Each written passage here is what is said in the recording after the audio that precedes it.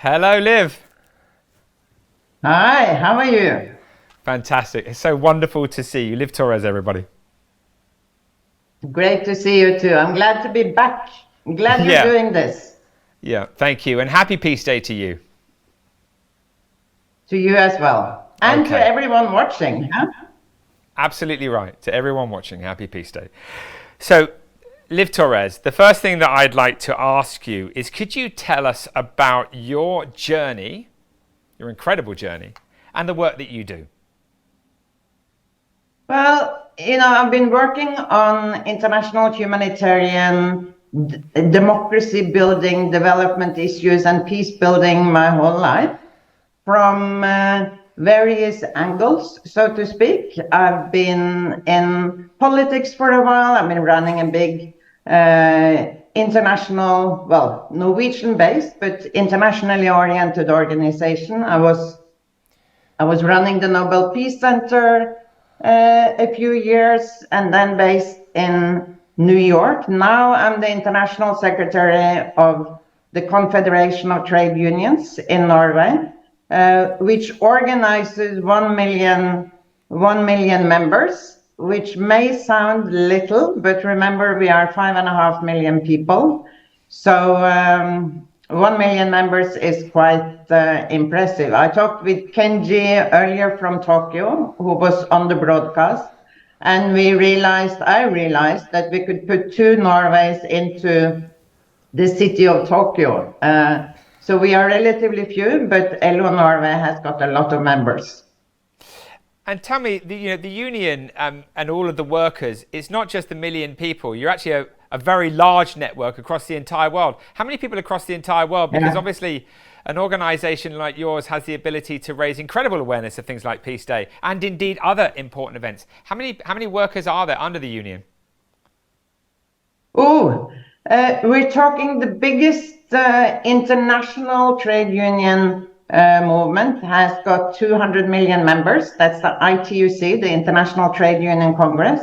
And we're basically talking about the biggest social movement in the world, where we are members, of course.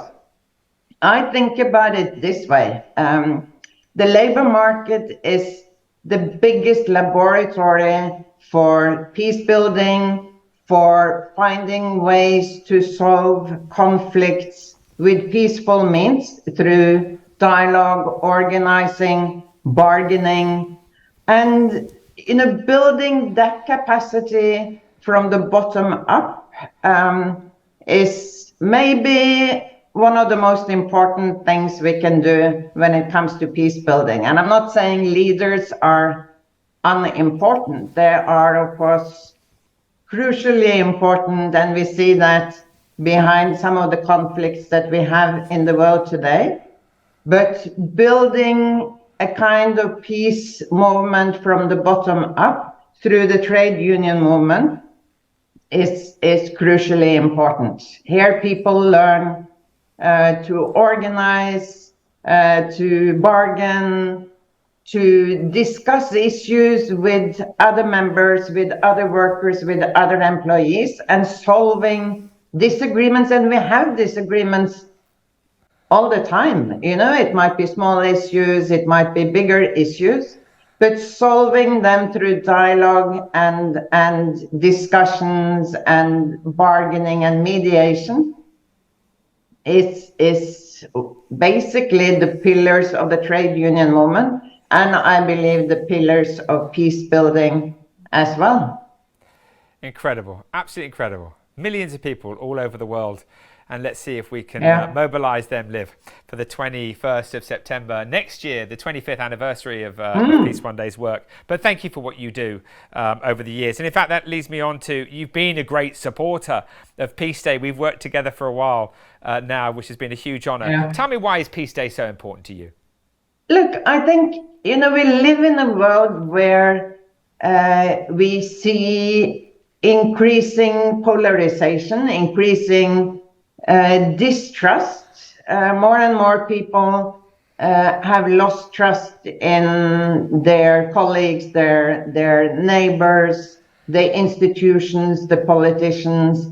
And you go to social media, it seems like echo chambers where people are positioning themselves into different corners. We don't, it doesn't seem like we talk to each other any longer. We scream at each other. We only talk to the people we agree with. So to have a day where we can sort of take a step out, think through what peace actually means and how to build it, and how to solve conflicts through non-violent means, putting the attention on that, talking with others about it, like this broadcast. I've already now in a few minutes talked to friends, well, new friends, but in Tokyo. I talked to you who are probably sitting somewhere in London. It is, it gives us a chance to rethink peace, get an energy boost on what it takes to rebuild it and our role in it. And hopefully that can inspire people also to think through it tomorrow and the day after. And maybe we will build a better world. Wonderful. I couldn't agree with you more. Amazing. So look, I've had a question here, which I know that you've seen, but what kind of opportunities? I mean, you've talked about a few already, but in terms of 200 million workers, part of this union, the biggest movement really in the world. And you and I know, Liv, that most of the violence today is going to happen in the home, the school, the community, and places of work. Of course, between countries as well. But about 95% of the violence will be in the home, school, community, and place of work. And therefore, in relation to the union that you're a part of, could you talk to us about the opportunities that Peace Day creates for a union and for a global workforce to come together? What does that really mean that a workforce is united like that?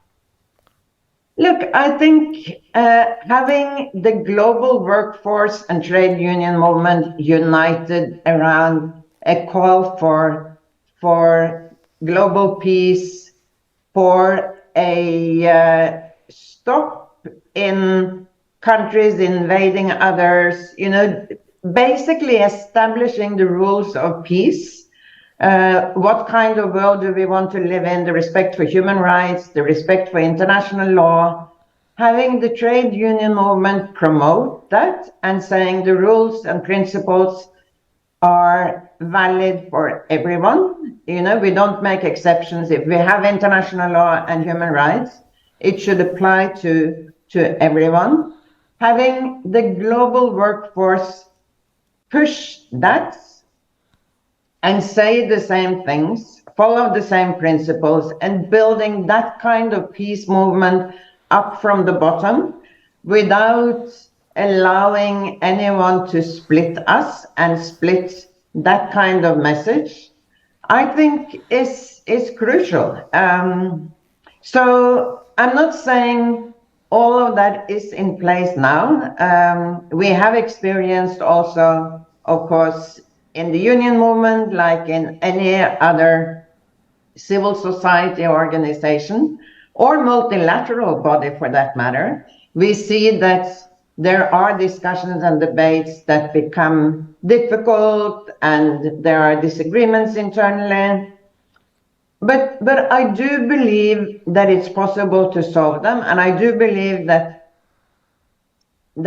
people will generally agree that the same principles and rules should apply to everyone. That's the only logical thing. So if we agree on that at point of departure, and we can have a whole union movement basically say loud and clear that international law should be respected, human rights should be respected, we are saying no to invasions, we are saying yes to respect for borders and other countries, then we have a very forceful peace movement. So that's what we should work for.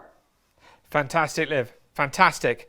I mean, in relation to the millions of workers that we've spoken about today who are part of your network, what would your vision be for the Day of Peace next year? Well, my vision would be that we have solved the most pressing conflicts around the world. And point number one, that means Russia must pull out of Ukraine. Secondly, that we also keep an attention on the other conflicts that we have around the world. I have a vision that we keep in mind that the current conflicts, including the war in Ukraine, has got spillover effects on other countries that we also need to help repair. Prices are increasing, there's high inflation, food prices are going up, and people are struggling. So we need to attend to that as well. Point number one, because it's important in itself, and point number two, because otherwise we're going to get new conflicts and new cleavages and new sort of waves of polarization and problems. So, peace building is not only about getting peace agreements or a paper which says, this conflict is solved. Peace building is a much broader exercise where you have to attend to the way, you have to attend to whether people have resources, do they have food on their table, roof over their heads, are resources distributed relatively fairly and relatively equally. Do we have institutions and decision-making systems to solve conflicts?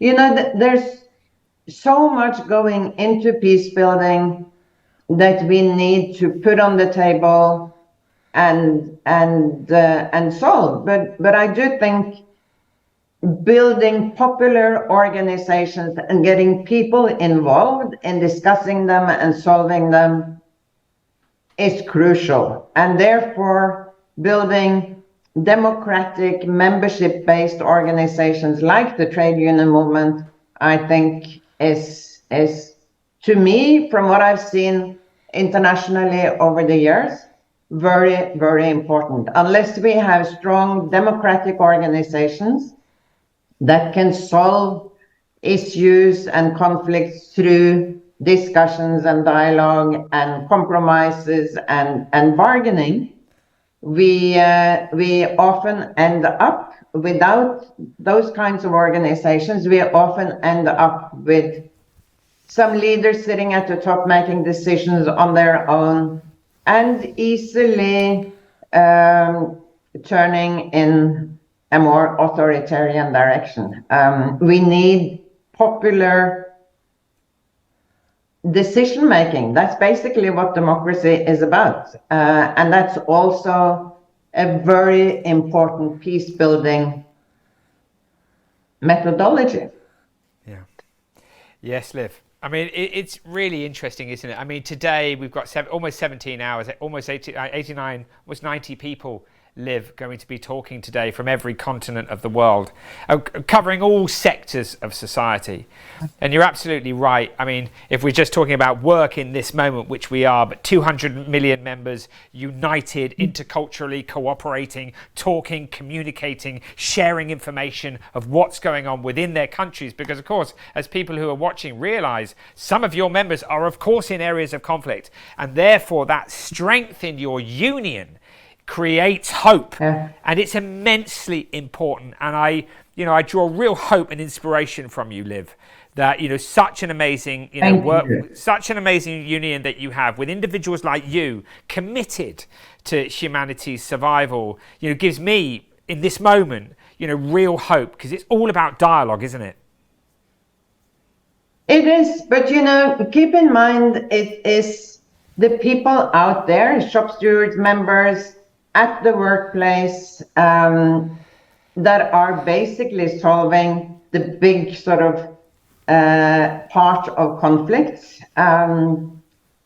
Most of us in my situation, we're sitting in offices. The hard work is happening out at the workplace by shop stewards, members that are in direct contact with people they disagree with, bargaining with employers, trying to get a fair a wage for their members, etc. And keep in mind also that when violence occurs, wars are going on. It is the workers that are the ones sent out to the battlefields from the very beginning, So for us to call for peace is important, both in itself for the countries concerned, but also for the individuals, our members. We want to solve conflicts through peaceful means, through dialogue, and not be sent out to the battlefields. So I guess the call for everyone out there is to make sure that we build things bottom up. We build democratic organizations, take democracy back to its original content, and define it as people being involved in making decisions. And when people are involved in making decisions through organizations and on their own, they don't want war. We don't want war. We want peace. So, we build organizations, and, an appeal to all is, next time you talk to someone you disagree with, try and solve it through dialogue. Don't back off. Try to find ways to solve conflicts through talking. It's not always easy. I mean, I don't find it always easy, but it's basically the only way to build peace and resilience and democracy bottom up. Well, Liv Tørres, we've come to the end of our 15 minutes, and I look forward to ringing you, as you know I will, probably next week, to say let's work towards the 21st of September next year to see if we can mobilize the largest workforce union in the entire world. Liv Tørres, thank you so much for your time today, and the very best of luck with your incredible work.